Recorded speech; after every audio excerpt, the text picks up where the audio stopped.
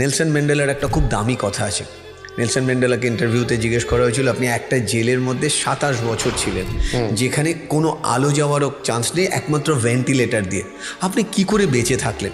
Nelson ম্যান্ডেলার উত্তর ছিল, আমার শরীরটাকে ওরা বেঁধে রেখেছিল, রোজ ভেন্টিলেটর দিয়ে আমার মন সারা সাউথ আফ্রিকায় ঘুরে বেড়াতো। ঠিক আমার গুরুও সেরকম বললো, একটা দরজা বন্ধ হয়েছে কিন্তু হাজার হাজার জানলা খোলা আছে, তোমাকে ছোট্ট একটা জিনিসকে উল্টে দেখো, পাল্টে গেছি। আমি বললাম মানে? বলে দেখো, যখন বিপদে পড়ি আমরা কি বলি আকাশের দিকে তাকিয়ে? Hopeless end. আমার সাথেই কেন হলো? গুরু বলল, এটাকে উল্টো করে দেখো, হোপ লেস এন্ড, এটাকে উল্টো করে দাও, এন্ড লেস হোপ। হোপ তার মানে যেখানে অন্ধকার সেখানে আলো। আমি এটা ভাবতেই পারিনি যে এরকমও হতে পারে। বলে কেন হবে না? বিশ্বাস তো করো, তালা আছে মানে চাবি আছে।